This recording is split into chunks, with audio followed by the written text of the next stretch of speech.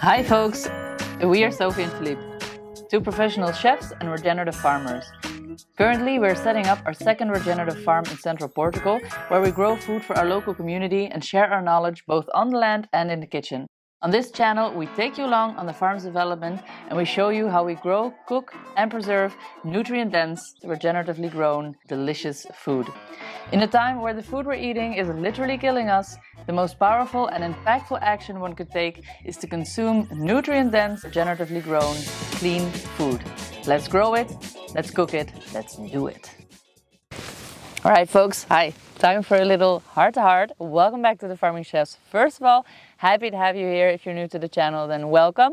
So as you all know, for those of you at least who have been following us and were eagerly awaiting the last episode, I hope, we didn't publish. And the reason for that is that Philippe is actually out of the running for a little bit. We'll talk more about that in our next episode because frankly it's just a bit unclear right now what the situation is. So as soon as we know more, we will let you guys know. But in the meantime, what that means for us practically is that he is in bed rest, so basically unable to do anything, which means that everything is falling on my shoulders, and that means that I'm both doing all the farm work, as well as the video making, as well as the house and the kids. So that's quite a lot, and I need to sort of find a way to manage that real quick. So the best way that I found to deal with that is by splitting the episode up for now into two. In today's episode we'll be showcasing Areias do Seixo, which is the last one of our farm projects that we visited.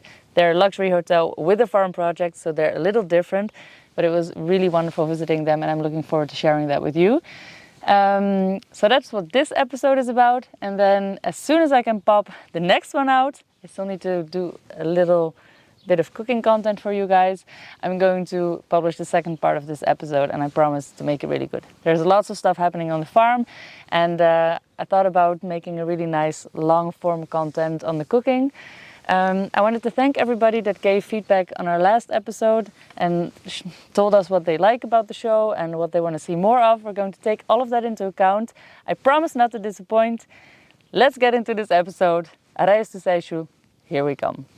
The final regenerative project we visited during our farm series was Areias do Seixo, a luxury eco-hotel on the coast near Santa Cruz, a wonderful surf spot north of Ericeira. This project caught our eye because the methods they use in their garden align with our philosophy of regenerating soil whilst producing high-quality, clean food for their guests. The garden has evolved over the years and was actually influenced greatly by Job and Tanya from Lugar da Terra. They brought their syntropical approach to Areias do Seixo many years ago when they managed the gardens. The young food forest they planted flourishes today. Areias do Seixo, the hotel, was created by Marta Fonseca and Gonzalo Alves, the owners. Their desire was to marry sustainability with luxury and to provide guests with an unforgettable experience near the sea in a hotel that was different from all others. The hotel's design won awards in sustainability and is incredibly beautiful both from the inside as well as the outside. If you are looking for a romantic getaway of a lifetime, look no further. This hotel ticks all the boxes. And mind you, we are not sponsored by them, so this is what we felt when we walked through the front doors. Natural textures are present everywhere you look, from beautiful beech wooden structures to pebbled walls. There is a fine dine a la carte restaurant and bar, a wellness center and a wonderful outside pool. Tudo isto começou porque nós gostávamos de criar um lugar diferente e especial, como se fosse uma casa para receber pessoas de todo o mundo. E é aqui que isto começa. Portanto, era mesmo construir uma casa e receber pessoas. Este projeto tem muito essa essência de olhar para os recursos que estão à nossa volta e reinterpretá-los e dar-lhes, se calhar, uma nova vida mágica. E gostamos de fazer isso com muito detalhe, ou seja, como peça de arte, dá para ver à volta. E, portanto, estamos sempre a fazer isto, porque nós agora estamos a decorar umas casas novas e lá está novamente a rua cheia de coisas. A rua onde estamos a fazer o trabalho está cheia de coisas, agora já reorganizámos, mas de materiais, e vamos dizer, bom, está aqui o assemble, vamos pegar nisto e vamos dar uma nova roupagem. Na essência do projeto também estava esta ambição de criarmos um projeto agrícola que pudesse Começar na altura, esta frase era pouco utilizada, que era o farm to table, mas começarmos um projeto onde aquilo que produzíamos chegava aqui a nós e aos nossos clientes. O nosso solo era bastante desidratado, era um solo muito arenoso, era preciso um longo trabalho para começarmos a fertilizar de forma natural a terra e começarmos a nutrir a terra. Hoje é notório para quem cá teve neste início, há 17 anos, cá esteve e sabia o solo que tinha, olhar para o solo que ali está hoje.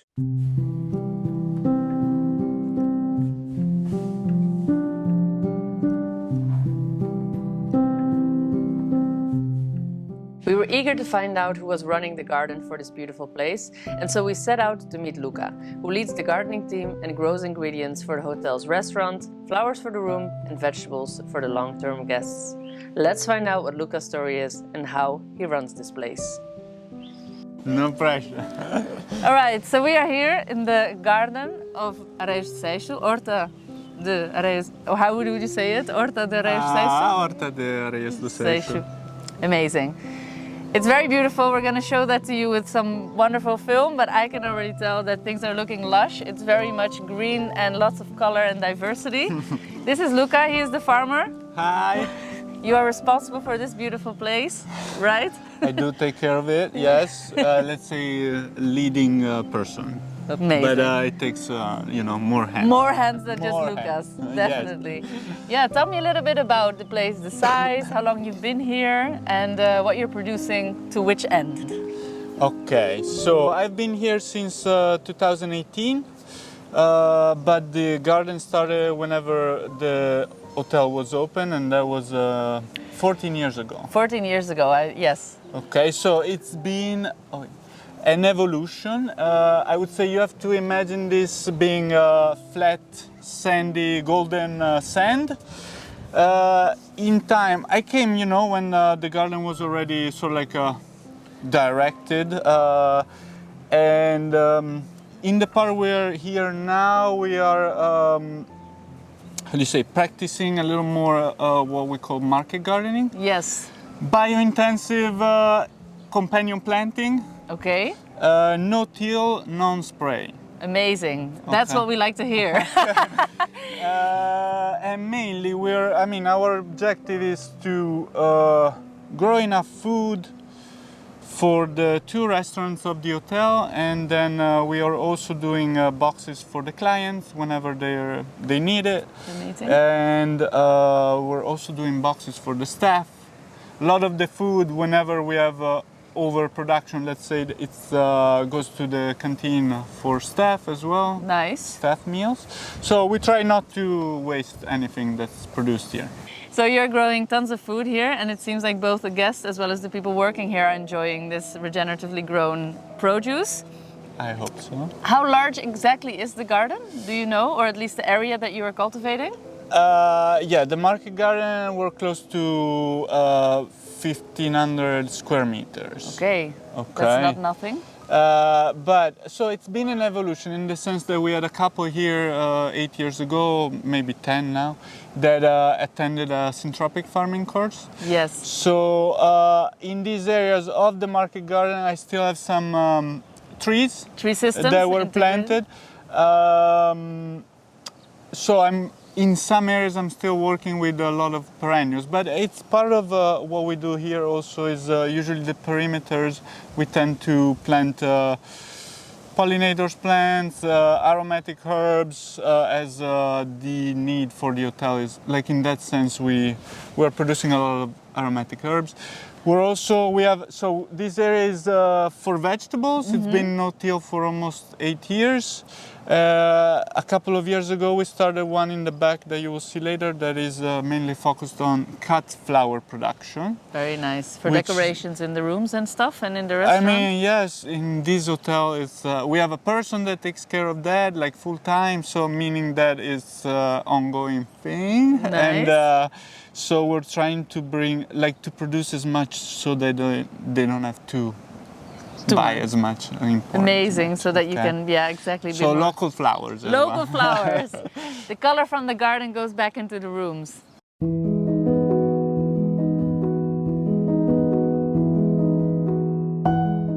Tell me a little bit about your previous experience. You said that you have experience in organic growing, biological growing. Was that here in Portugal? Was that abroad? Yes, so it was abroad. I got into farming a little bit because of a relation. Yeah. My ex-wife, she did a master in slow food in Italy. Oh, nice. She was American, then after a couple of years took me to America. She was looking for a job that was related with the food policy, couldn't find anything. So she said, why don't we go intern on a farm? So I was 24, we went to Georgia. Okay, nice. So in the States. Yeah, so hot and humid, but I mean, that was, we did 8 months on a 4-hectare organic farm. Okay, nice. We were selling at Farmers market? farmers markets, restaurants. We got to really be included in this community, Nice. farm to table. Yes, and then from there, we ended up staying in this community, but getting different jobs. The second one was we went on living on an incubation farm. Okay. That an old organic farmer Set was up for young farmers to yes, become... kind of like giving it a way for them to open their business. Nice. And getting experience. Cool. While he was there, it was his land, so Yeah. it was, making sure you were doing a good job. Making sure that you were But doing I good. got a little bit of that, how do you say, savvy. Business sense, like... But even plants, I mean, fertilization and a little bit old style, but organic, and that was a very good experience. And these were non-till, these were No. till farms in a Yes. sense, like they were turning over the soil and everything? Yeah, I think usually it was about 2 hectares, 3 hectares farm, and then we had crop rotation, which included also cover crops. Okay. So definitely, yes, it was no-till I started learning about when I came here. Here, okay, interesting, because that was going to be my second question indeed, like how did you get to the no-till? But let's talk first a little more about the till approach on that farm that you were just mentioning. Yes. You said they were doing cover crops, so they were basically putting stuff like rye and legumes, and then they were crimping them, roller crimping them, or actually really cutting them down and we usually working use them. the flail mower, so Yeah. chop it down and then introduce it, so tilling, Back and then into raised beds, because mostly we worked with clay, Okay. so to give a little more Drainage and, And then yes, and then mainly was you had sort of like a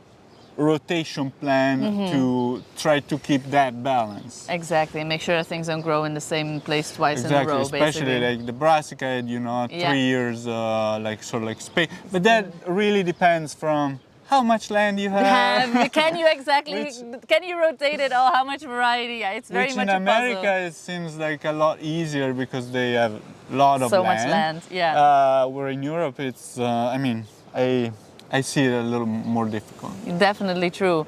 And then you came here and you started learning about this no-dig approach. Yes, the persons that were running the garden, like managing the garden. It's Lugar da Terra now, right? Yes. Yes, we Job met and them a Tanya. few days ago. Yeah, Okay. They told us about here. So they were, especially in the market garden areas, going off the no-dig approach that Charles Dowding is Yes. showing and teaching in England. The no-dig approach means you do not till or turn over the soil and you add compost from above, keeping the important network of life in the soil intact. We are very high in the no-dig. We didn't start off that way on our farm. Our first farm, we also started off just organic. And Okay. tilling, we're with the motozappa, like in Italian, you know what I mean? Yes, Well, yes. yeah. Okay. So it's like a walking, I would call it, I think you call it a walking... walk behind tractor, right? yeah, Like a small one. Yeah. I'm curious to know what you think about the two approaches side by side. Like, what is your observation so far in terms of maybe working, labor, production, yields, ease? what is your, if you would have to put them side by side, not necessarily that you would pick, but what is your... Like, I feel at times, this is also space related, but at times I would like to have the space to grow cover crops, because that I felt was an amazing, I mean, looking at biomass that's maybe like almost 2 meters that you're integrating, it just feels good for the soil. Yes. Drainage and all of that, like changing the texture. This I only experienced on sandy soil. Yeah. So I can say that to me it makes sense here. Yeah, to introduce a lot of organic matter to make to more... leave the roots, because yes, you have a lot of too much drainage, so anything that's wood helps.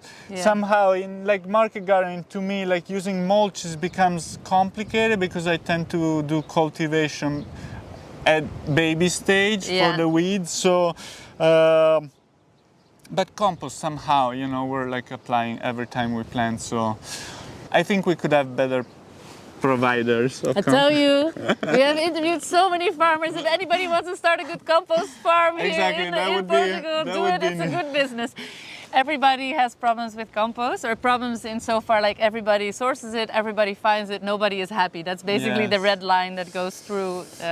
Look, I mean, yes, details, important details that are part of I mean, it's a system that I think, like, by, you know, you making videos and us talking about, like, we can push the system to change slightly. Exactly, but that's what we're trying to do here, We're very much trying to divulge indeed like this whole idea of that we can grow a lot of healthy, nutrient-dense food on small spaces, and we are very much interested in understanding the motivation. So that's going to be my next question to you. So tell me a little bit, Luca, about what motivated you. We of course talked about that basically was your ex who brought you into farming. What made you stay, or what did you like about it that you are still now with your hands in the dirt? Yes, it's been almost 14 years, so I would say, you know, it's. I was clearly like at 24, I didn't know what to do. So I had dropped university. I had gotten a job. I was doing deliveries with like driving, but somehow I was very young and interested by other things. And then this experience, I don't know. I mean, somehow being Italian, you're always very connected to food. True that. So passion it became, and I don't know, just the, you know, even the physical pain of farming became something that was dear. And then, you know, the first experience was more like just suffering a lot. But then somehow when you have enough terms to do it by yourself, then you start, you know, also having the possibility of planning and creating things. So it becomes also that sort of like a artistic act, but like a creation act. And creating he does. His canvas is a beautiful garden which is laid out in the market garden area, a food forest in which the chickens also roam, and a functional washing and packing station. Luca's job also entails explaining the guests how the garden functions, and in that way he also helps promote the sustainable no-dig regenerative practice they adhere to, instilling a little seed in the mind of every guest that passes through the garden.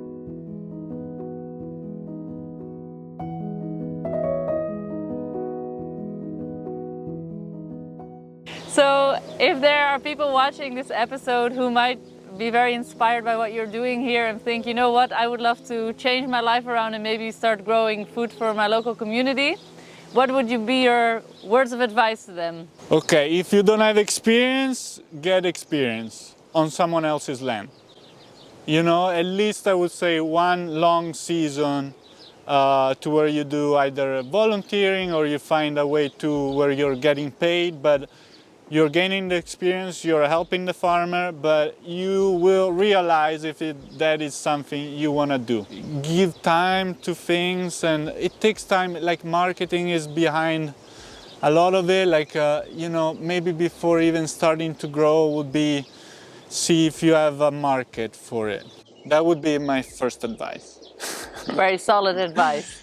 And then, yeah, if you like the work, then I think it will make things easier for you.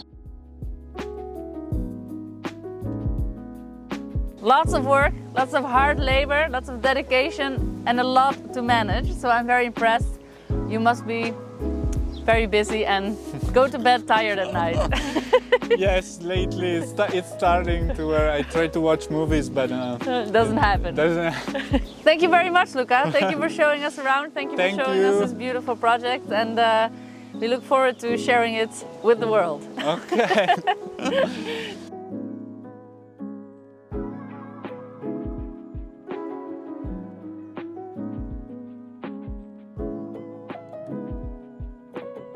After visiting Areias do Seixo, we were just very impressed by the entire project. Not only is the hotel beautiful and does it scream romance and love and lust, it's a very beautiful place. We also very much admired Luca and his team for what they are managing to achieve. Unfortunately, we didn't get a chance to talk to the cooking team. Maybe that's for our next episode. I would actually love to talk to the chef of Areias do Seixo because it's very close to what we used to do on our old place where we were cooking farm to table in our restaurant. So we know a thing or two about that, and maybe that will be fun to do next time. Luca and his gardening team are achieving something that is not easy. They're growing for many different types of outputs. So they have their box for their guests, they have the restaurant, but then he also gives gardening tours for guests that pop into the garden at any time of the day. So I have a very big admiration for what he's doing. He's not only growing great food, him and his team of course, they're not only growing great food, but they are also spreading the love and the knowledge. So for anybody out there looking for a romantic getaway, I definitely recommend going to Areias do Seixo. It's not cheap, but I do believe it's worth it. We're gonna keep it at that. I'm gonna keep you guys posted in the community tab when the next episode is gonna come out. I think in a day or 2, 3, I'm gonna make that happen. I'm gonna leave it at that. The Farming Chefs, see you on the next one. Peace out.